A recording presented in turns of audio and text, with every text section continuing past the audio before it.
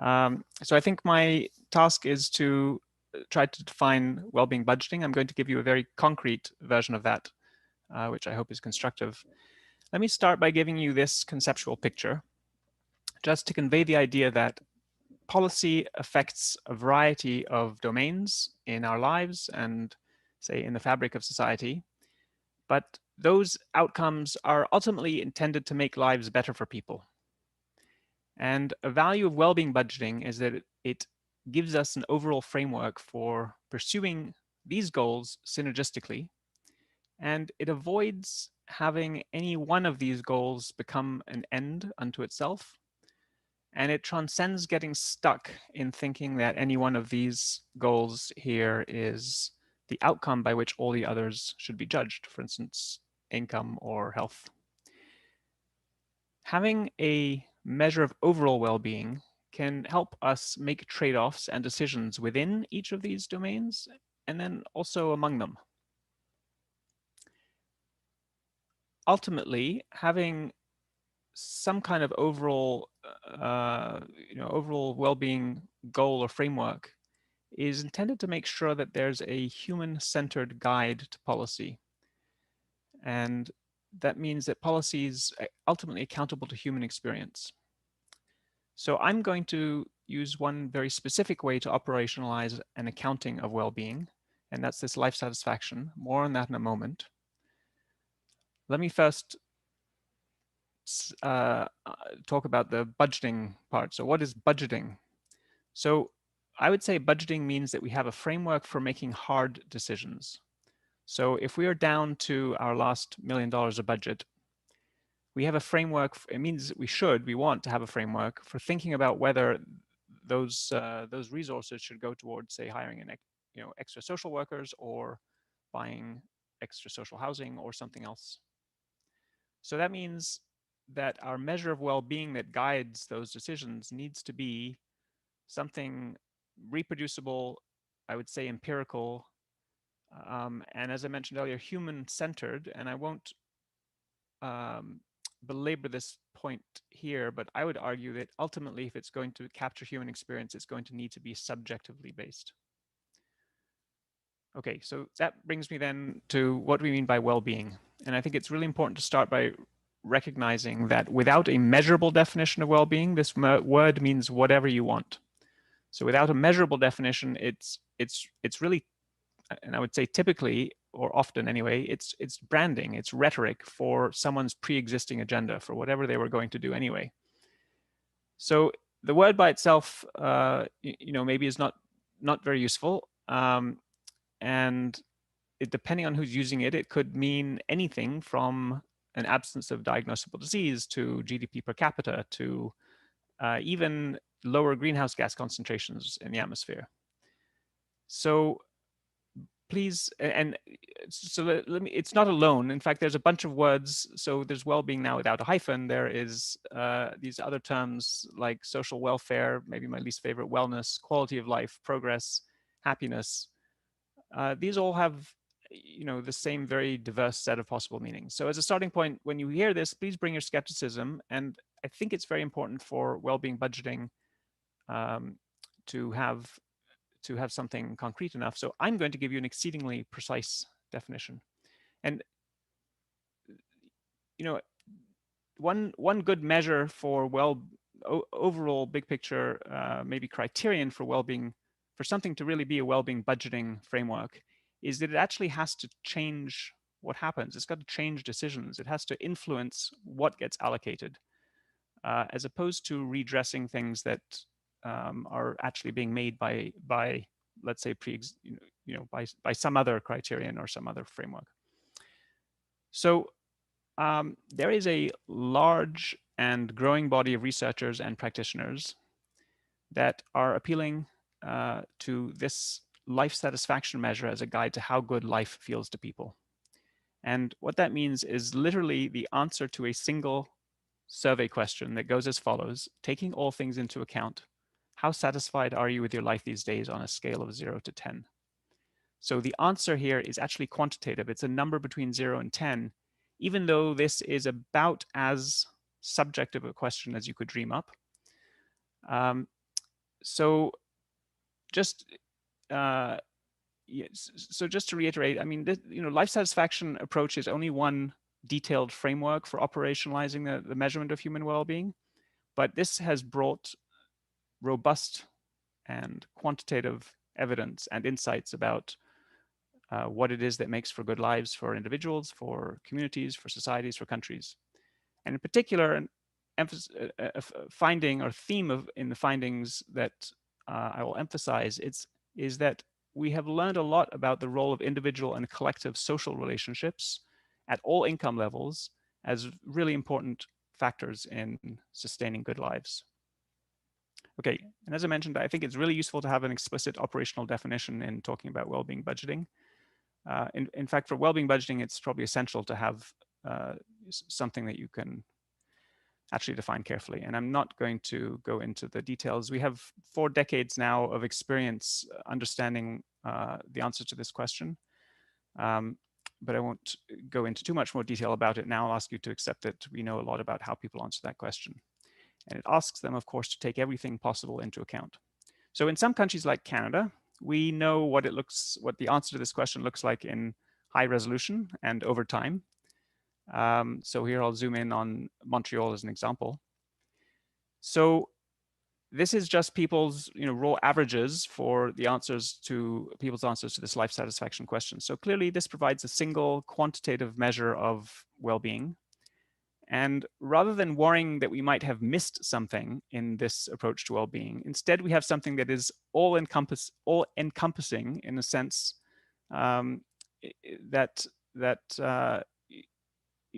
whatever we leave it entirely up to the respondent to take into account whatever it is that affects them and their experience.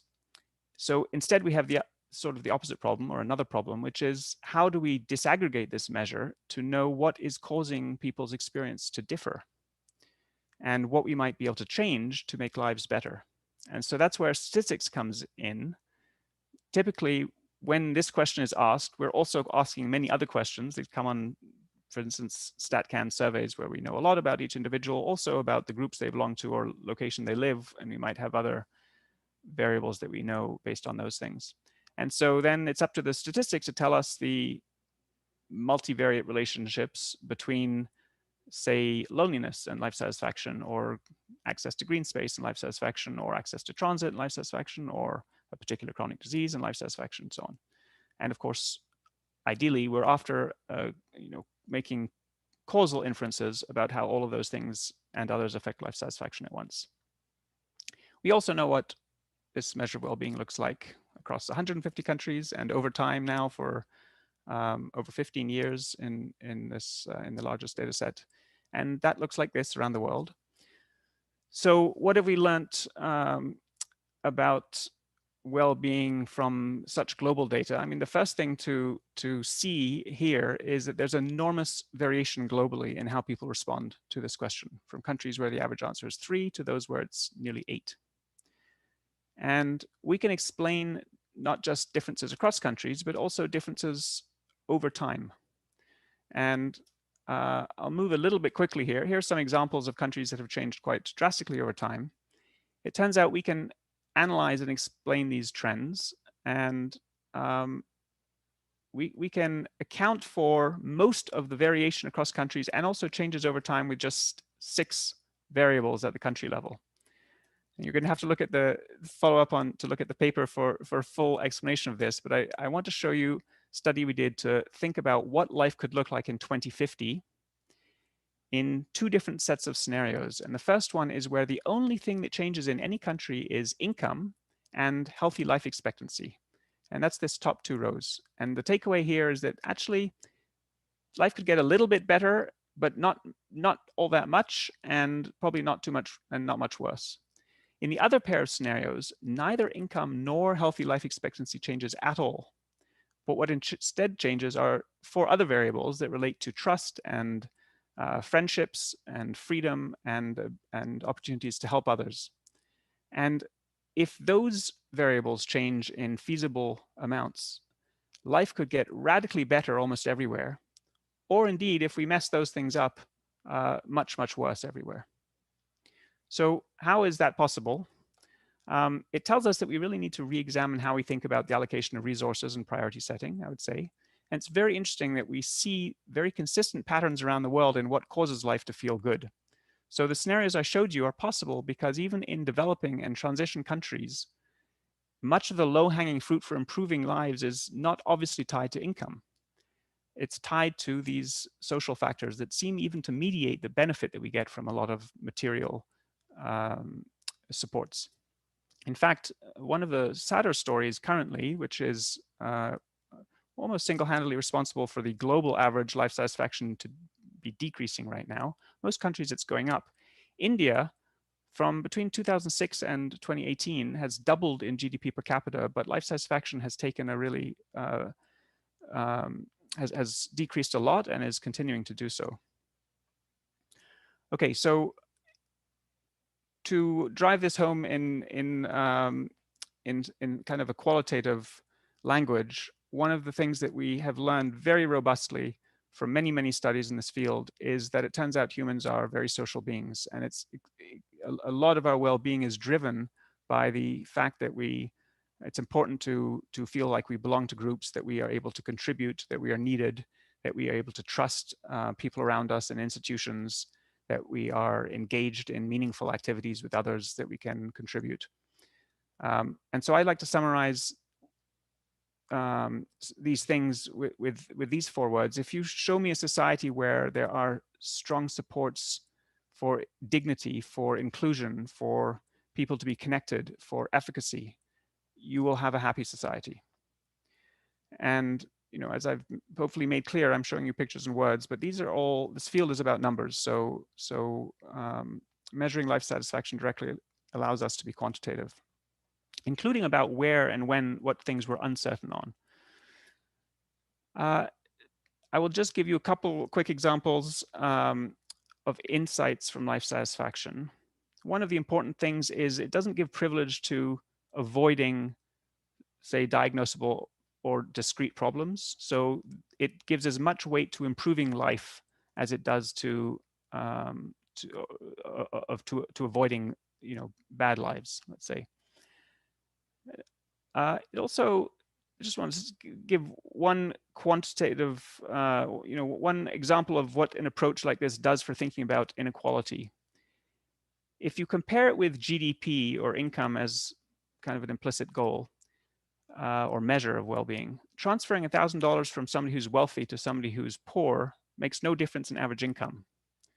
Whereas it absolutely does increase average life satisfaction. And that's because, not surprisingly, the marginal benefit to life satisfaction of $1,000 for someone who's poor is much higher than for someone who's wealthy. And so, and this is something perfectly quantifiable. And moreover, those quantifiable numbers are very nicely relatable, easily relatable to, or directly linked to, this easy to relate to idea of life satisfaction. I won't talk about the rest of these. I mean, unemployment we found is probably about twice as important for life satisfaction as you would guess based on the income loss, and that's because unemployment relates to a loss of our identity and social relationships and ability to contribute and so on. So it has a huge toll on life satisfaction, which is certainly relevant to our current plight. I just want to end by pointing out that, as I said, life satisfaction is just one way of operationalizing a well-being budgeting approach, but it seems to have everything we want, and it's got enormous momentum. So this is the OECD guide to measuring subjective well-being. Life satisfaction is the #1 recommended measure for well-being, true of the US National Academies of Science. There's a huge amount of attention to subjective life evaluations through, for instance, the World Happiness Report every year. This is from the 2017 World Government Summit, where people are thinking seriously now about well-being and policy, which is why we're here. There's a global policy report which looks at best practices based on the life satisfaction approach, essentially, more or less explicitly in a number of domains. And I won't be able to go over those, but I'm flashing them up anyway to maybe inspire you to go and look at the report. I find these very inspiring. There are changes which, both in health and education and other domains, which I really think could be revolutionary, just following the evidence. And I wanted to mention that there have been several attempts recently within the last year to formalize an all-encompassing budgeting approach by defining something akin to quality-adjusted life years or disability-adjusted life years, but doesn't have the problems of those. And ultimately, the decision-making, resource allocation policy question is really about return on investment ultimately. And so this is a human-centered return on investment measure. And here's another similar example. This one was called WALL-E. These people called theirs Wellbeing, but it's the same thing. And they used it to ask when would be a good time to release the lockdown in the UK. And so, you can see all the very disparate domains of policy they're able to accommodate in this measure, in having sort of a common currency of quantifiable well-being. So if you release the lockdown, people get income back, they are relieved from unemployment, mental health improves, confidence in government, importantly, is likely to improve. People get to go back to school.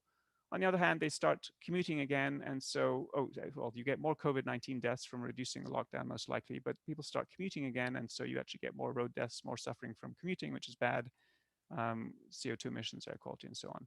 And so these can all be taken into account in a integrated framework. And I'll probably maybe incorporate this idea here into a later discussion. I'm going to say, having gone over a little bit, one more thing, which is maybe why I'm most passionate about what a practical and implementable well-being budgeting framework offers. And that's to do with something I haven't really mentioned, which is long-run sustainability. I feel like there's a crisis in democracy and in evidential reasoning, and many people seem to be facing some sort of cognitive dissonance. And I think this is because people are afraid, and we don't have positive visions of the future.